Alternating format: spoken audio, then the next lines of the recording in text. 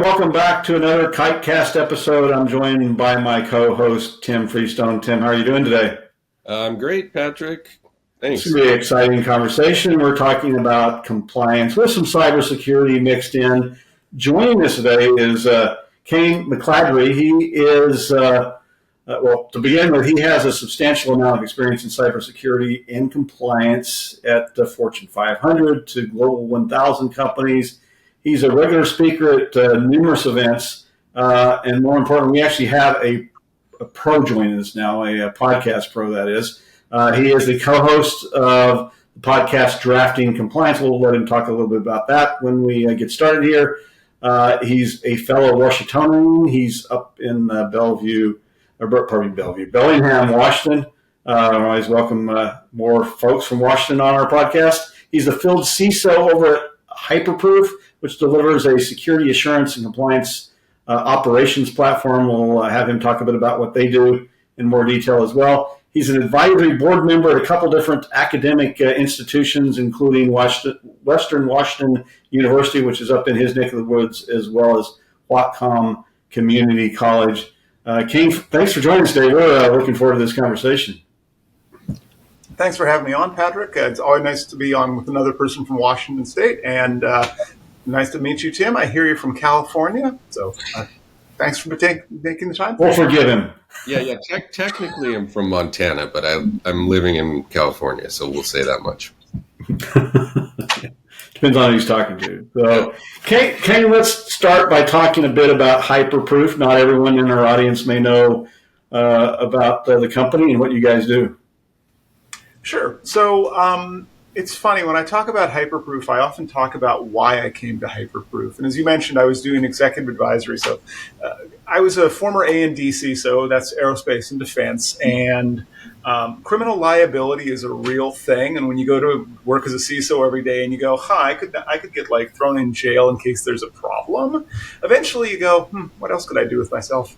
So I decided after I was done with the A&D company, a fantastic place, left it in good hands, but also decided I wanted to go back to doing advisory consulting. So I was doing advisory consulting, Fortune 500, Global 1000 companies. And when CISOs would bring us in, it's because they thought the board, they needed to prove to the board that they were doing a reasonable job of security, or the board would bring us in if they thought the CISO was sandbagging it. And those were the only two times that when my team was brought in. And inevitably, when you're doing an analysis of a company's cybersecurity maturity, you'd be asking for a lot of evidence. You'd be asking for an evidence request list or a document request list. Please send us your stuff. And on the back end, my team, which was a lot of former advisors, but also auditors and some associates as well, we built an engine to figure out, well, let's look at not only the quality and the amount of evidence that they've sent us, but also some psychometrics. Like when we asked them for proof that they had controls in place and were operating, how much did they panic? How bad was their response? How good was their response? And we'd actually include that.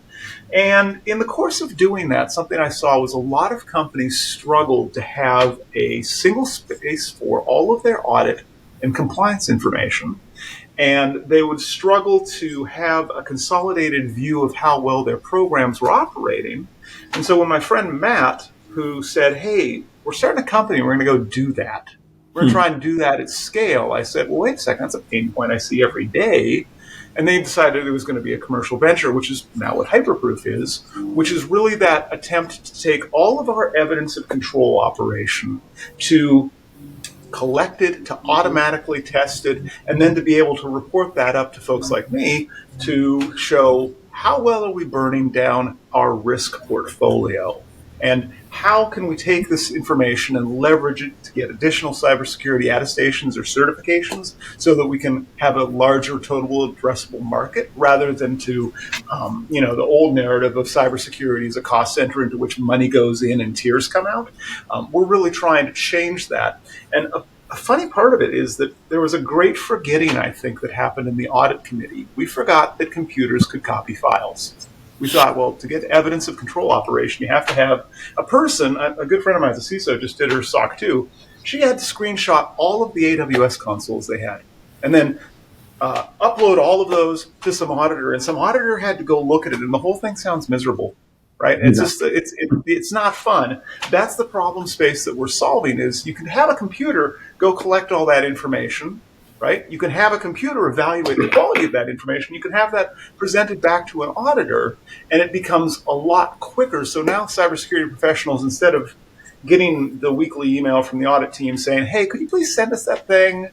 Or the audit team having to chase the cybersecurity folks. Like, nobody gets out of bed in the morning and goes, I'm going to chase people for a living. And it's not like cybersecurity folks are comped on how nice they are to the audit team, right? That's not a metric that's in their comp plan. So we deconflict that whole thing, which is, like I said, if I seem excited about it, we're making people's lives better. And we're also helping companies become more trustworthy. And do you focus on, it sounds like maybe mostly internal audit committees, internal audits versus... internal and external audit, actually. Either POs as well. Yes, yeah. So we do have several audit firms that are using hyperproof for conducting their audits. One of them, you may have heard of Accenture. They're looking at using, doing hyperproof as their standard way for doing all of their audits for all of their customers, because it's very easy. If you have all of your audit information consistently collected, automatically collected, it's very easy to do a sample and say, well, what's the quality of this evidence? And where do they actually need to spend their time? And when I was doing audits and assessments, the things that you can't audit are harder. They are, does the board or does the executive leadership team have a commitment to cybersecurity? That takes a lot of human intelligence as well as a corpus of evidence to make that assessment, rather than, hey, is there a checkbox or the word yes on some screenshot that says, yeah, the thing's still doing the thing, right? That's the problems that we help companies go solve. There's a lot of overlap when it comes to all these different certifications that are out there. I assume the platform, because it creates that repository, you don't have to repeat that particular action because it's archived and you can access it. Is that part of the value proposition? I would think so. Yeah, that's so a couple of things come to mind with that. A good friend of mine over at DigiCert says that her team's saving 1,100 hours a year just when they're getting ready for audits, and it's whether they're getting ready for, I think it's something like 30 or 40 audits a year. It's in DigiCert. First of all, you think about what they do. They make certificates for the internet. You'd like them to have a pretty good secure background, so they get audited regularly. If they're saving almost, what is that, a little more over half FTE over the course of a year, that's a cost savings right there in just getting ready for audits. Or a lot of our other customers, what'll happen when a sales team says, hey, look, we need to get this new certification so we can enter this market, right? Or we can win this deal. Right. It is a lot easier if you can look at all of your programs, all of your controls, and just do the delta yourself.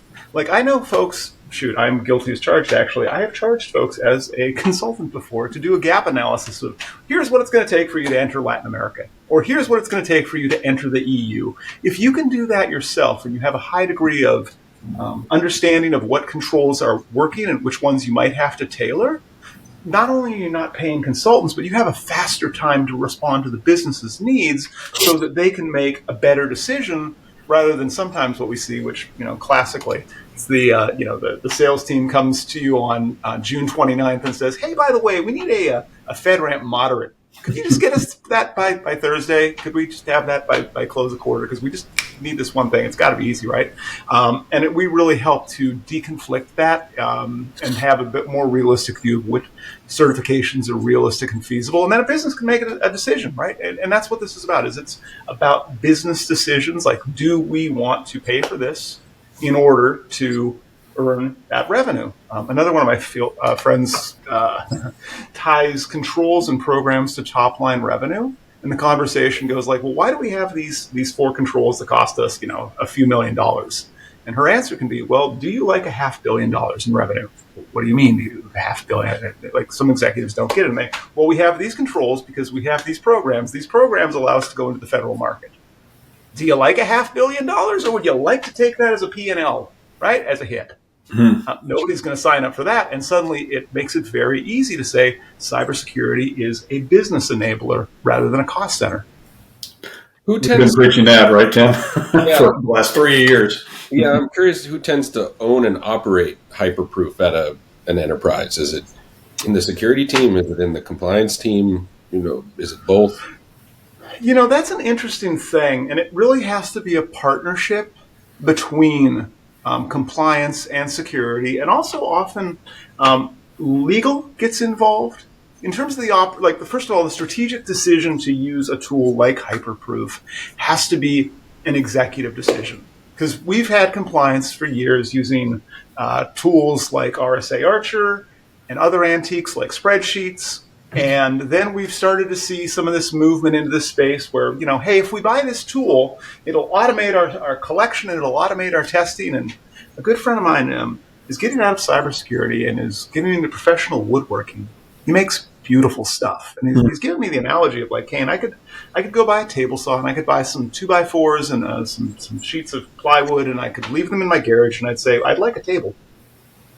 We won't get a table. He'll just get the tools to make the table. And if you don't have that commitment of changing the business, of learning a new way of doing things and making that executive buy-in, what I've seen classically will happen is, somebody inside the business will buy hyperproof and say, this is going to be great. It's a great tool. They don't get executive alignment. And then the security team goes, well, tinfoil hat conspiracy, I don't know. We can't automate that because API key, and there's not a legitimate business reason. But they don't have somebody saying, look, this is going to make your job better. This is going to make things easier for you. And this is going to ultimately reduce the amount of civil liability that their CISO will potentially face, whether it's under the SEC's new regs or whether it's in a private tort action, right, or a civil lawsuit, where CISOs now have an increased amount of personal liability, a lot of which is making friends decide to get out of the profession. Like, they have to have their teams being willing to push this through. Otherwise, it just doesn't go far enough.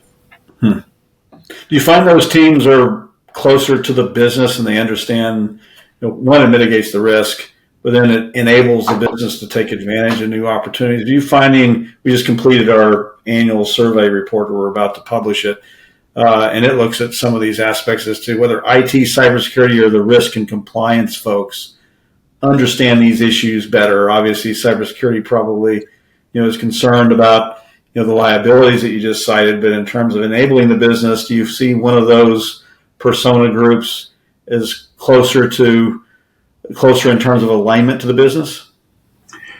That's an interesting question.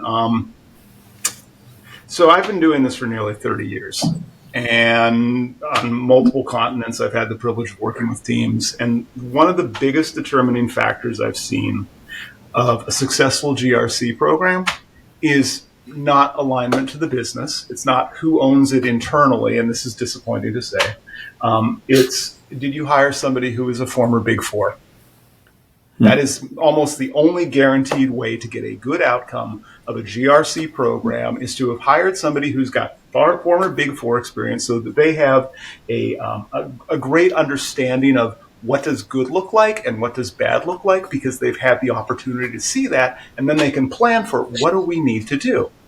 And when I thought about that last year, and I thought about the recent SEC changes and how many of my friends are going to be affected by that potentially, it's not okay just to stand back and say, well, I can't do anything about that, right? I can't just think, well, I'm just going to go shopping on the internet for some new shoes so I can feel better.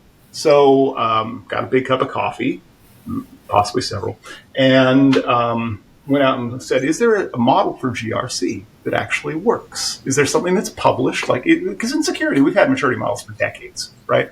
It is not uncommon to have an understanding of here's where you are, here's where you want to be, here's the steps you can go through. I found out there wasn't one for GRC. And so not only is it a question of business alignment, but it's a question of us having a common language that says this is what good looks like and here's what the attributes are. So something I've worked on for about 6 months there was a GRC maturity model. It's not published yet. I hope to have it out in July or August is when the designers are telling me, because I can write words, but my kids will tell you I'm not an artist. I can't do pictures. So they're adding pictures and formatting so that it's not just basically a plain text document of 180 pages long of what is GRC. And I think that if we can use that as a vendor-neutral way of saying, here's what good looks like, we can move from our current manual, reactive, poorly aligned way of doing business to moving towards being proactive and seeing this as not only a way of limiting risk, stuff that would be like in an enterprise risk management system, like extended legal risk or regulatory oversight or other incursions that we just don't want to have, in addition to civil liabilities to the CISOs, in addition to naturally the problems of like, oh, you could also have a data breach. Like that's kind of the lowest hanging fruit out of all of that existential risk that businesses face. So like I said, I'm kind of pre-announcing it. I mentioned this at Gartner too. I'll have a post up on LinkedIn when it goes live, and I just felt I had to do something because we can't, as professionals, stand back and say, "Well, we're helpless." That's a great idea. Existence. Yeah. There's a lot of VC and PE funding going into the GRC space now, and for the past 5 or 6 years, there's a lot more vendors. Are you finding it harder to get mind share in market? And what do you think the market as a whole is doing wrong that hyperproof is addressing? I think what the challenge ultimately is twofold. One is realizing, as I said before, that it's not a tooling problem. Like we have any number of tools. I was talking to a friend of mine from Accenture, did a multi-year transformational digital, I'm not sure all the buzzwords, program with a company. And a year later, they came back and said, well, we want a refund. Well, why do you want a refund? It was this multi-year project. Jesus. Try and get a refund out of Accenture. Good luck on that one. Yeah, no kidding. And the reason why is that the company hadn't paid for organizational change management. They put no OCM in there, so they just assumed we're going to drop a whole bunch of technology on a bunch of people and expect that they're going to understand why this is advantageous. And I think that's the first challenge in the GRC space, is that it's not a tooling problem. It's a people and process problem. I think the other thing that's really challenging for companies in this space that nobody's really addressing well is horizon scanning of what's coming at us next. And the reason why is we're all currently most companies are trying to stay on top of what's their current regulatory risk, what's their current legal risk, what are those challenges that they have. We're addressing that fairly well, but I think ultimately companies need to move from that reactive space to be more proactive. And if you're a small business, that's hard, right? But if you're an enterprise, and if you don't have a way of influencing the regulation management, the regulatory process, whether it's by public comments on a document that's up in the Federal Register or whether it's through lobbying, if you don't have that capability as an enterprise, you're going to have continued existential risk that you're going to have more unwanted regulations that are just going to make it harder for you to do business effectively. Yeah, no, I can see the challenge here with, everything seems to be at least attempted to be solved with tooling. Obviously, sales cycles are faster when a tool can solve something, but it tends to be a smaller problem that's being solved effectively with just tooling. So then you're into what I would imagine is pretty deep, long conversations of months to maybe more than a year to get companies in the right mindset to be able to have a tool like hyperproof be successful, or any of the tools in GRC. Is it pretty complex in terms of a process from start to aha moment to implementation? I think some companies, the early adopters came to us already having had that aha moment. I think the other companies that we're working with, I think the GRC maturity model is going to give us a way forward. Yeah. I hope to publish like a set of self-assessment questions to figure out where are we right now? Is this even a time to have a tool conversation, right, or do we need to actually maybe have some staff associated with our GRC program? Because if you don't have that, if you don't have funding, if you don't even in some cases know what regulations apply to you, right? Like it's you're solving the wrong business problem. Mm-hmm. And then moving forward, I think that it's kind of challenging for companies to go, okay, so what do we do with this, right? So let's say they buy a GRC tool. How do they continue to justify it? How do they not backslide? Something we saw in our 2024 survey of our IT benchmark survey is we saw, in 2023, spreadsheets were darn near 10% of the companies that we surveyed. I think it was something like 1,500 companies. And last year, they started to come back. And the reason why is that companies were having trouble justifying the ongoing expenditure of having a tool. Yeah. And I think the if you don't have that business case built, like we're saving, like my friend from Digistert says, we're saving 1,100 hours in audit prep time. Or if you can't tie it to top line revenue, or if you can't tie it to, hey, we want to enter a new market, here's how much it used to cost the consultants to tell us, and here's how much we can do it ourselves, and here's the delta cost savings. Like if you don't have those narratively defined, no amount of tooling helps in the problem. You have to have a business case for these things. Yeah. We're finding, at least with Kiteworks, the regulatory environment and all of the increases in such regulations are driving our business quite well. But it's almost like for every 10 new regulations, there's one that's an actual business driver. And it usually comes down to, is there teeth in the regulation? Like, will you actually lose business or get fines? We have assets galore, and if you go to our website, there's 50 pages on 50 regulations, but it's two that are driving business. It's CMMC in the US for the most part, and then it's GDPR in EMEA because they have actual fines. Do you find something similar? It's sort of like regulations for regulatory purpose isn't really moving any decisions, and you're latching on to some of the bigger ones like I mentioned? Yes and no. I think that we're in an interesting inflection point where, as you say, GDPR has made a comeback, right? I think that the thing that people aren't grokking, and it's important to understand, is GDPR, here's my nickel word of the day, it's extraterritorial. Love that word. And what that means in English is that it's going to affect people who are outside of the EU. And where that starts to matter is everybody's moving into artificial intelligence and generative AI. And if you can't prove that you have a way in your generative AI, whether it's an LLM or something else, whether it's in your training data set or whether it's in the outputs, that you don't have a way of sanitizing or removing folks who are from the EU's personal data out of there, it's going to be a bad time. And something we've seen is the GDPR enforcement is rotating back into fines. For a while there, it was kind of like, well, they went hard on fines, and then they said, well, we're going to back down, and we're just going to sanction some people, and we'll complain at them. And now they're back on the fine train. And I think that with the risk associated with generative AI and what that's causing, especially in light of the EU's new AI Act, it's going to come down to enforcement through the GDPR, which I think most businesses thought was a solved problem. We all had to have an opt-out policy, and we all had to have a cookie banner. And that was GDPR solved, and now generative AI is going to drive that. But I think for other regulations that are really changing, I think it is industry specific.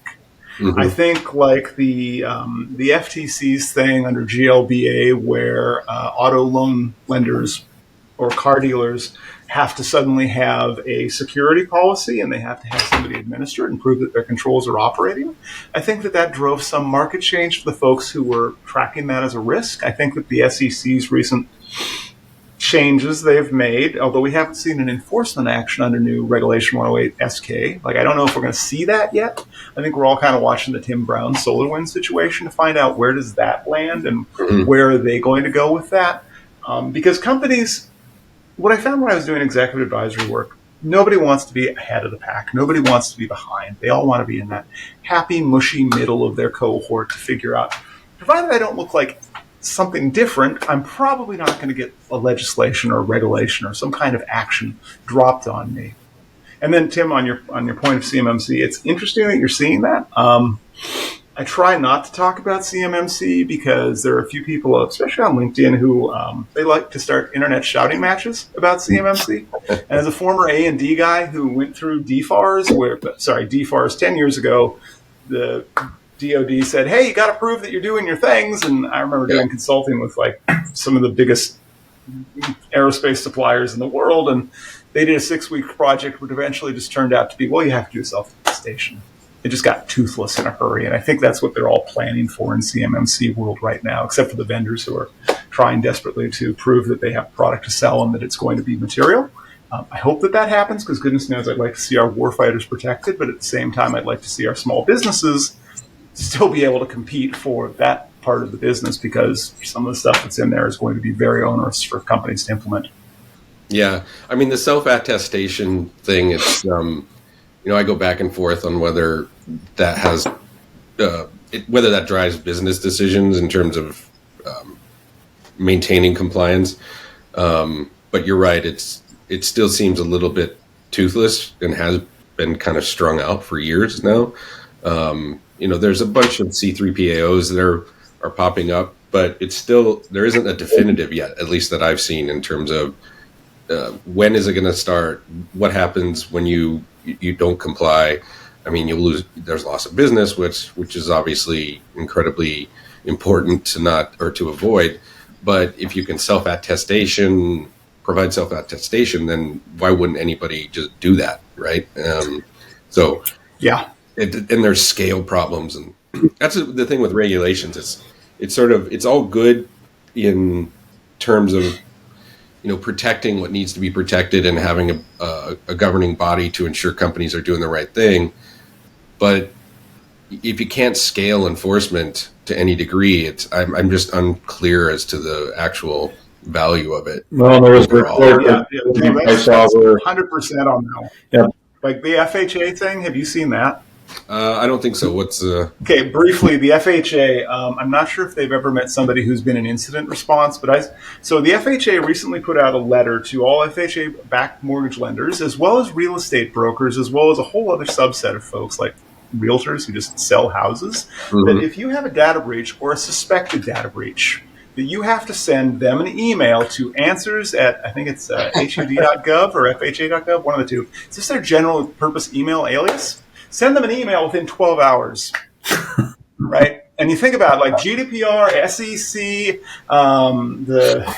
everybody else is like 72 hours seems fine. They're like, yeah, just half a day. You have no way of making a determination if it's a real or a potential incident within 12 hours with a high degree of confidence. I know companies that don't rule IR within 12 hours because they're not a 24/7 shop. And it's those unrealistic regulations that get dropped where I think what happened there is we had a couple mortgage lenders get shelled recently, and a whole bunch of Americans' personal data got unveiled on the internet, and nobody was very happy about that. And you get the sense like somebody in an office put their foot down and said, darn it, let's just create more regulation because that'll solve the problem. And I don't think that's going to solve the problem. It makes it more challenging for incident response teams. It's certainly creating a cottage industry for attorneys, but it's not necessarily increasing security, and it's certainly not going to drive down the number of data breaches. Yeah. And also, at the end of the day, everything with companies is money in, money out. So someone's balancing the cost of what's the right amount of risk and the cost of that versus not having that risk management and the benefit to the business from a spend standpoint. And, there's just so many levers on that risk management to spend calculus that there's so many regulations coming out. I don't know how companies are doing it. So, to your point with the document you're creating, that would be actually probably the first approach I've heard where it's like, okay, well, here's your guide through this, just follow this. And it doesn't matter what tooling or what regulation, this is just your maturity model. Makes a lot of sense. Yeah, and the intent there is like, because first of all, it's governance, risk, and compliance. And like, if you think about that, you can't tell somebody get better at governance or get better at GRC. That's like saying get better at health. Like, what do I do? Does that mean like go for a run? Does that mean that I should sleep better? Like, so you have to give people something actionable, but you can't just say get better at governance because again, what's inside of that box? Yeah. And inside of risk, there are multiple risk assessment or risk management, like the AI, the NIST RMF or the NIST AI RMF. Yeah. They all had certain common attributes that I've pulled together and said, look, you should not have to go read 700 pages of documents. I mean, goodness knows those folks who love to do that. Great. I'm glad you have the time. How do you do a risk assessment? Then how do you get into, risk prioritization? Because if you're terrible at risk assessment, your risk prioritization is also going to suck. And then you actually have to get into like applying compensating controls and measuring the outcomes of that. And then you have to report it back out. And it happens in a cycle. And part of the GRC maturity model is just documenting this is what good looks like for each of 4 potential levels, so that you can say, let's make an intentional decision to get better at part of this. Instead of, like, maybe you're really good at doing risk assessments, but you're bad at doing risk prioritization because nobody had the horrible conversation of what does high impact versus low impact mean. You wouldn't know how many boardrooms I've sat in and I've watched, like, the CFO, the CEO, and the chief compliance officer have an argument over the definition of the word high. And wonder, like, how much is this money, is this costing this conversation, this meeting? This is just stupid. Yeah. And if you don't write that stuff down and get agreement, again, you have to get these things in place to be an effective enterprise these days.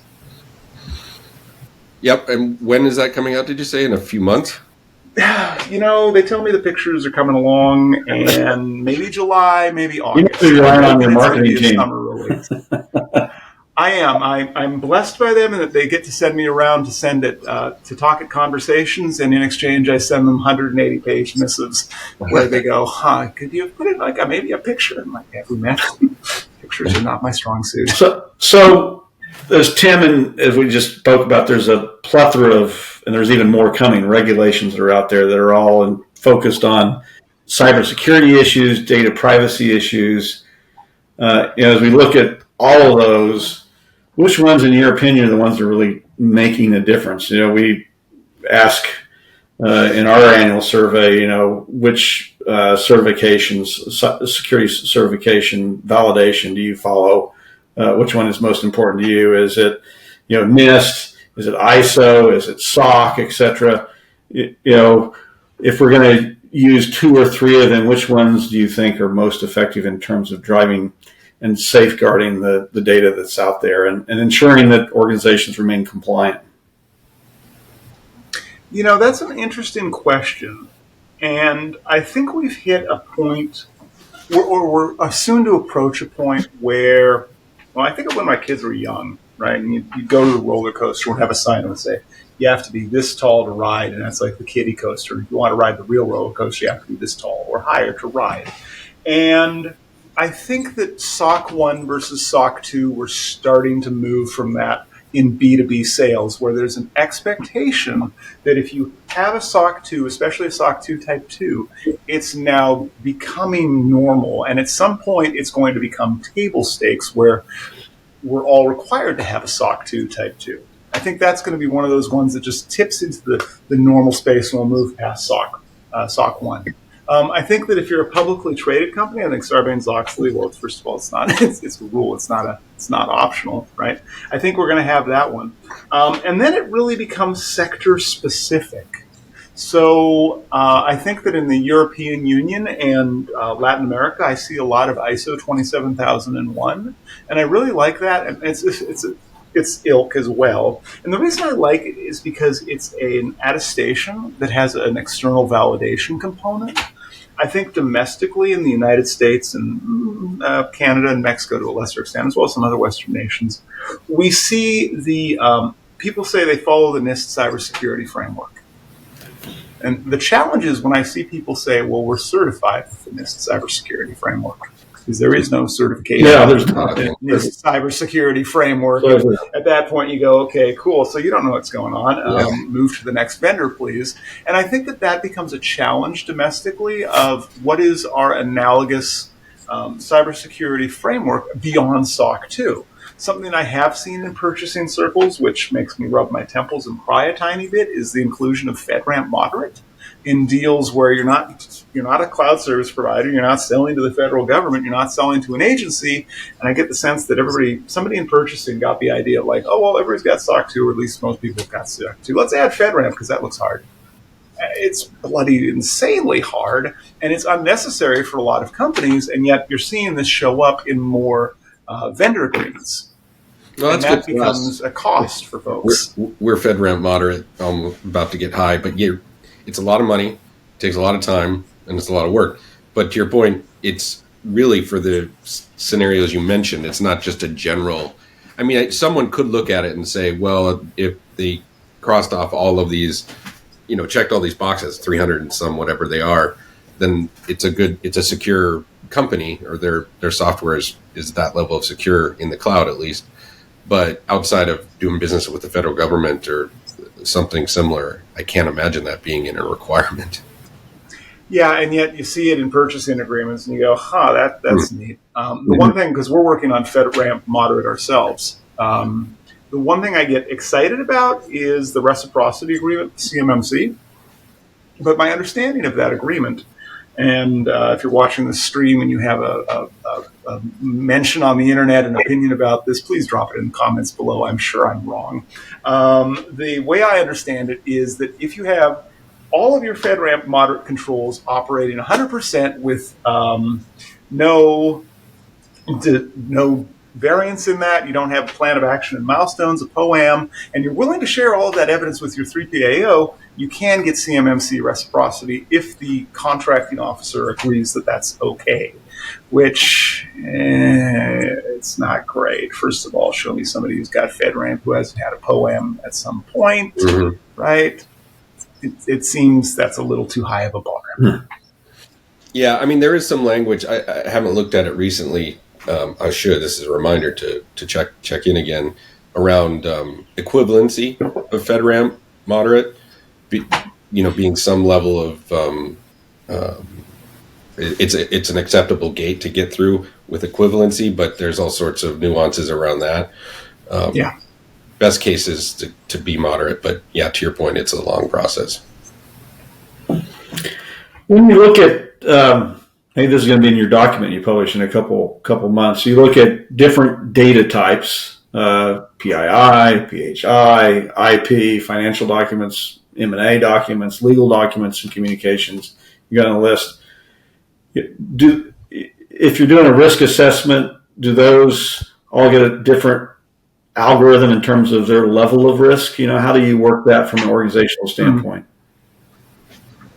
So I don't get to that level of granular detail in the maturity model, and the reason why is at some point you have to say, like, here are the attributes, and that is a thing that has to happen, but I don't want to be prescriptive because it's a decision that's different for each business. I think that if you're if you're working with a healthcare institution, you have a very different set of operational risks and a different set of tolerances than if you're working with, liquefied natural oil and gas, right? Like, they have different risk prioritization. They also have different risk tolerances associated with them. And in both cases, I hope that they have data disposition schedules or data retention schedules, depending, saying how long are we keeping that stuff around. I touched on that briefly in the GRC maturity model, but often I don't need to tell counsel, like, hey, you should have a data disposition schedule, because often, like, if counsel has ever been to a breach rodeo before, they know somebody who has, they know it's better to have less, and it's better to have a consistent schedule you've followed, because threat actors can't steal what doesn't exist, and that really reduces organizational risk, as opposed to a poorly set up classification scheme where, you learn that you've got litigation inbound and you go delete a whole bunch of stuff. That is a straight up bad time. Yeah. Well, we're unfortunately out of time. This has been a really interesting conversation, Kayne. We appreciate your time today. For our listeners who want to know more about hyperproof, I assume they simply go to the website hyperproof. I think it's IO, correct? Yes, it's hyperproof.io. And if they are wanting to check out, some of them may be listening to this podcast after it's published even, your upcoming document, will they simply be able to find that on the website, or how should they discover and use it? It'll be on the website, hyperproof.io, and I'll also be posting announcements and probably memes on LinkedIn. You can follow me as Kayne McGladrey on LinkedIn, and also we have a YouTube channel where I'll probably be talking it as well. That's Hyperproof, and just search for us on YouTube. Probably a podcast on it as well. I suspect as much, yes. We're working through our launch schedule. Well, thanks for your time. For those in our audience who want to check out other KiteCast episodes, you can do so at kiteworks.com/KiteCast.